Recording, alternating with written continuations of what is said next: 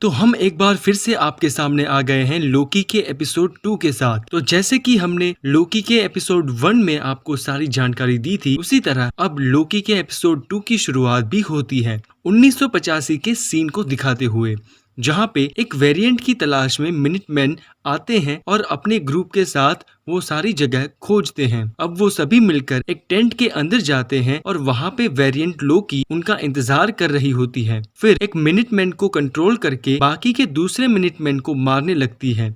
फिर उन्हीं के डिवाइस की मदद से किसी दूसरे टाइम लेयर में चली जाती है। उसके बाद हम लोकी को टीवीए के क्रैश कोर्स करते हुए दिखते हैं, जहाँ पर वो मिस मिनट के साथ थोड़ी मस्ती करते हुए नजर आता है। तभी वहाँ पर मोवियस आता है और लोकी को अपने साथ आने को कहता है। वो सबको 1985 वाले हादसे के बारे में बताता है। फिर आगे कहता है कि उसके अलग अलग रूप भी हो सकते हैं और उससे हमें चौकन्ना रहना चाहिए। फिर सबसे पहले वो दिखाता है एक ब्लू कलर का वेरिएंट, फिर और भी अलग अलग वेरिएंट्स को दिखाता है। इसी बीच लोकी रोते हुए कहता है, तुम सब लोग सब कुछ मिक्स कर रहे हो और इन दोनों चीजों को अलग अलग रखो तो ज्यादा बेहतर होगा। यहाँ पर वो सबको ओरिजिनल और डुप्लीकेशन के बीच का फर्क बताता है। फिर सभी लोग उस वारदात की जगह पर 1985 वाली टाइमलाइन में जाते हैं और यहाँ पर लोकी सबको बातों में उलझाकर टीवीए की टाइमलाइन को लिमिट में रखने के बजाय उससे ज्यादा करने की फिराक में होता है, क्योंकि ऐसा करने से एक और ब्रांच टाइमलाइन क्रिएट हो सकती है और वो ये सब टीवीए को वेरीफाई करने के लिए कर रहा होता है और उसे उन टाइम कीपर्स को भी देखना होता है। लेकिन मोवियस ने आखिरी मोमेंट पर रीसेट मारकर सब कुछ सही कर दिया। अब मोवियस उस जज के पास जाता है और लोकी के बर्ताव के बारे में बात करता है, क्योंकि उसे उस पे कुछ ज्यादा ही भरोसा होता है। वो अब जज को मना कर उनसे उन पेपर्स को साइन करने के लिए कहता है और हमें यहाँ पर उस पेन से टोनी स्टार्क का कनेक्शन मालूम पड़ता है और इसके लिए आपका मार्वल फैन होना बहुत जरूरी है। अब मोवियस लोकी को लेकर एक जगह पर जाता है और कहता है कि इन फाइल्स को पढ़ो, तब तक मैं कुछ खाकर आता हूँ। फिर वो फाइल्स पढ़ते हुए बोर हो जाता है तो वहाँ की एक लेडी से बात करने चला जाता है, जो कि जानती है कि कौन सी फाइल कहाँ पर रखी है। लोकी टीवीए से रिलेटेड फाइल्स मांगता है और वो लेडी उसे मना करती है। फिर लोकी को वो लेडी उसी की फाइल थमा देती है और वहाँ पर लोकी फाइल को पढ़ता है जिसमें लिखा हुआ होता है डिस्ट्रक्शन ऑफ एसगार्ड। यहाँ से उसे कुछ हिंट मिलती है और वो सीधा मोवियस के पास चला जाता है। वहाँ जाकर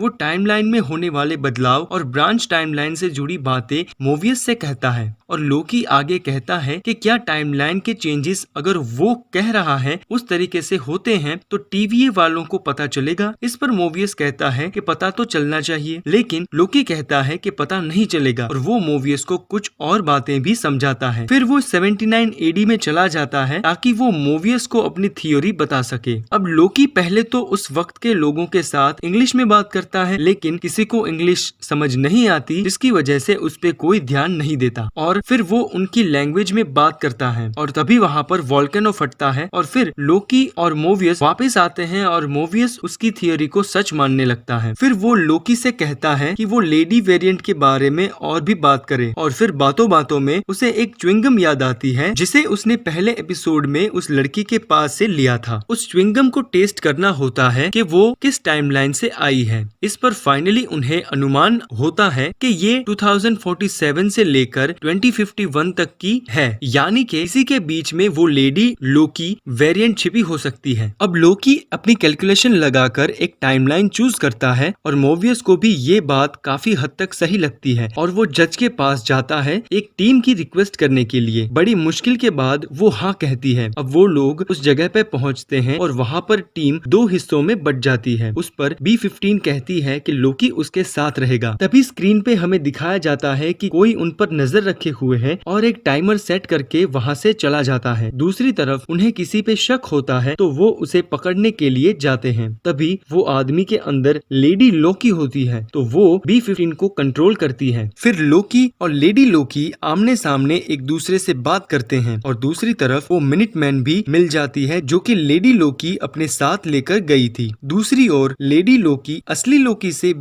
बॉडी चेंज करके बात कर रही होती है। फिर अचानक से उनके बीच में लड़ाई शुरू होती है। वो एक के बाद एक बॉडी चेंज करके असली लोकी से लड़ती है। फिर उसने जो टाइमर सेट किया था उसके हिसाब से अब वो टाइम डोर खोलकर दूसरे टाइमलाइन में चली जाती है। फिर हमें दिखाया जाता है कि सेक्रेट टाइमलाइन में ब्रांच टाइमलाइन के चलते सब कुछ गड़बड़ हो गया है और एंड में हमें दिखाया जाता है कि जिस टाइम डोर से लेडी लोकी भागी थी वो भी उसी टाइमलाइन में चला जाता है। अब वो रीसेट चार्ज कहाँ गए जिनकी वजह से पूरा सेक्रेट टाइमलाइन इम्बैलेंस हो गया, ये सारी बातें हमें एपिसोड 3 में समझ आएंगी। तब तक के लिए आप हमारा चैनल सब्सक्राइब कीजिए, लाइक कीजिए, शेयर कीजिए इस वीडियो को और आने वाली कई वीडियोस का मजा लेने के लिए तैयार रहिए। धन्यवाद।